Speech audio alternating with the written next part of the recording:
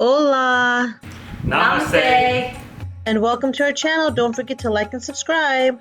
I'm giving you 5 words to familiarize yourself with before you go and integrate yourself in a Hindu family or go to India. Now, they're not traveling words, what you should know when you go out and about, but really what you're going to hear in your own household there. Word number 1, a masala tray. Now, you may already know if you've maybe been living with your boyfriend or husband and you haven't met your mother-in-law, but I didn't know when I went there. So a masala tray is literally a round little metal container, kind of like a Tupperware, but they don't use plastic over there as much. They use mostly metal. So it's going to be like a metal Tupperware, and it's going to have all these little bowls inside, a little spoon in there. Normally they have a number on the spoon, so like mine is like 1.5, which is about a teaspoon or so. You'll kind of know as you start to cook how much to use. So the yellow spice is turmeric, then you have coriander, which is like a greenish brown, garam masala, that's like a really brown.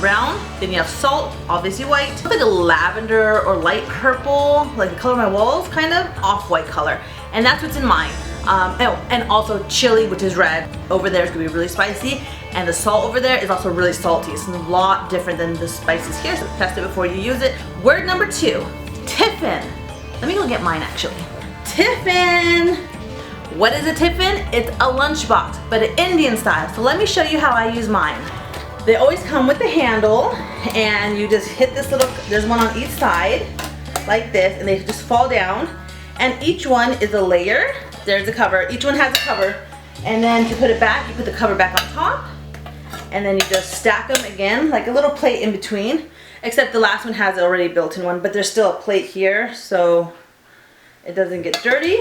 And then you just clip it. I like to clip it where the handle meets, and like that, and it's done. Style is a newer style. It has this little clip. It has a hole to let the steam out if it's hot. So same concept, except this one is plastic, but I think it works better. Oh, here's the handle.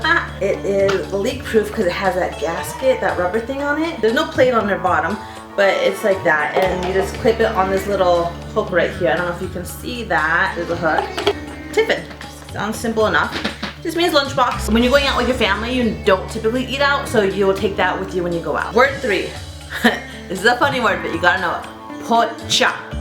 P-O-C-H-A. Pocha. So over there, they don't have a Swiffer or stand-up mop. I mean, they do sell them there, but the average family, they don't always go and buy those types of things, depending on what kind of family you live in, modern or traditional. My family was traditional, so I had to do what's called a pocha. It means you sweep, and it's like how you sweep the floor, kind of like long straw, kind of bundled together with a tie.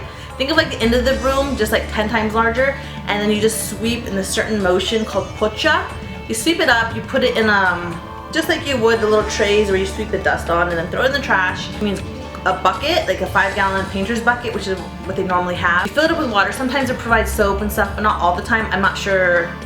I just used water when I was there, and then my husband bought me like a Lysol. They do sell them, but man, those things are really expensive over there. It's like the same price, but for a miniature bottle. So if you're gonna go and that stuff matters to you, bring your own. So pocha, the action of mopping. So they don't have mops or Swifters. So what you're gonna have to do is, what they normally do is they take old cloths from their old suits or old towels and stuff that they have that they're no longer going to use.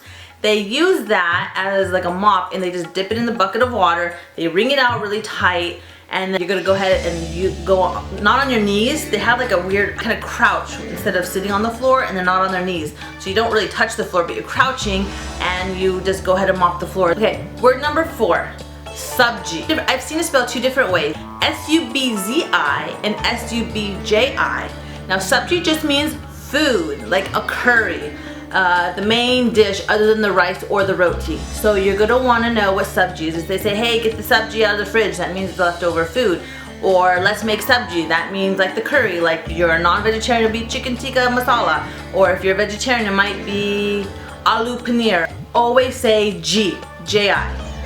It's not typically a word, but you say it out of respect. Like you never just say, hey Raj. You say, namaste Rajji. G means a sign of respect. You never call anyone by their first name unless it's like a friend. And I normally let my husband kind of guide me when I get there, because I don't really know the relationships. Even now, there's so much family that I have to know that it's really hard unless I see them on a day-to-day basis or I talk to them online. Just know that you always gotta say G at the end of their name, if it's their name, or Bua G, or Tai G. That might just be the word actually, but I think it's Tai G, Tao G, Subji. It's your neighbor. You may say, hi auntie. You never say, hey, what's up, Roger, down the street. You say, hi auntie, hi uncle. Even if they're not your relatives, you just say auntie, uncle. It took me long to know that, but that just means you're close friends. Even if they're not, if they say, call them auntie, uncle, just do it. Make everyone really feel happy and welcome.